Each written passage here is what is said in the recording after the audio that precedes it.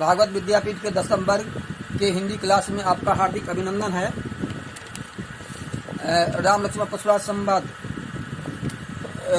की चर्चा इसके पूर्व क्लास में हुई है। तो बिहसी लखन बोले मृदुबानी, अहो मुनीष महाभट मानी, पुनि पुनि मोहि देखाव कुठारू, चहत उरावन फूकी पहारू।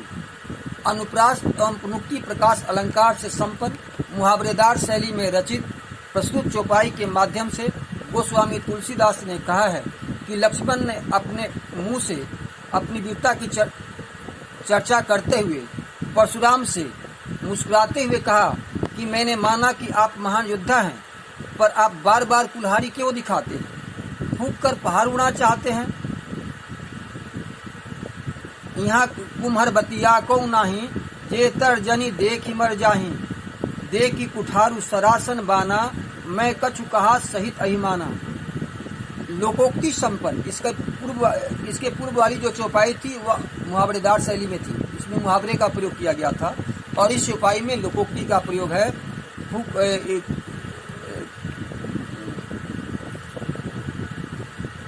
जैसे कुम्हर बतिया कोई नहीं, ये लोकोक्ति है।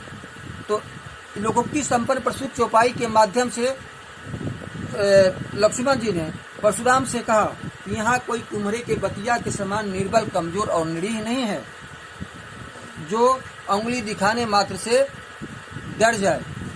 कुम्हरे का बतिया उंगली के दिखाने मात्र से सूख जाता है।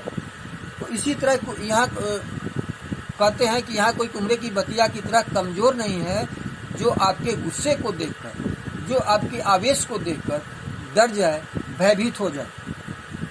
मैंने आपके धनुष बाण और कुठार को देखकर अभिमान पूर्वक कहा है। मैंने आपके धनुष बाण और कुठार को देखकर अभिमान पूर्वक कहा है। भृगुसुत समुझ जनेऊ बिलोकी, जो कछु कहा सहो ऋषि रोकी।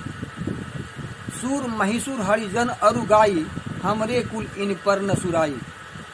मैं आपके यज्ञोपवीत को देखकर, आपको भृगुवंशी समझकर आपकी बातों को सह रहा हूँ और अपने क्रोध को रोके हुए हूँ। मेरे कुल की रीति है कि ब्राह्मण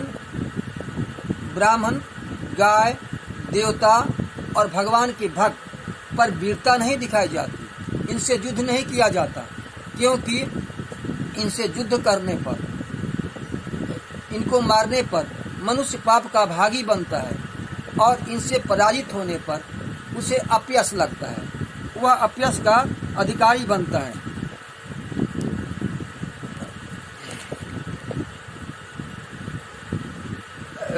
बधे पाप अब कीर्ति हारे, मारता हूँ पाप पड़िए तुम्हारे।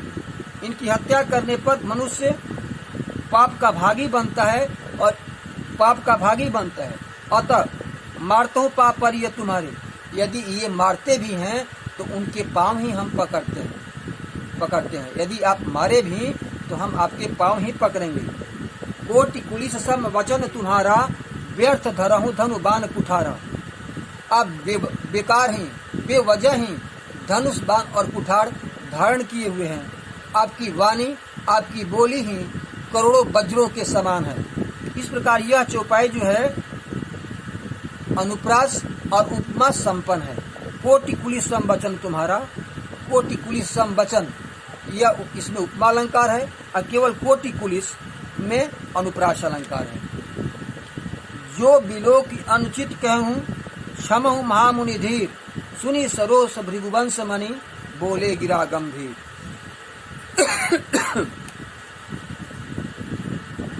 यह दोहा है।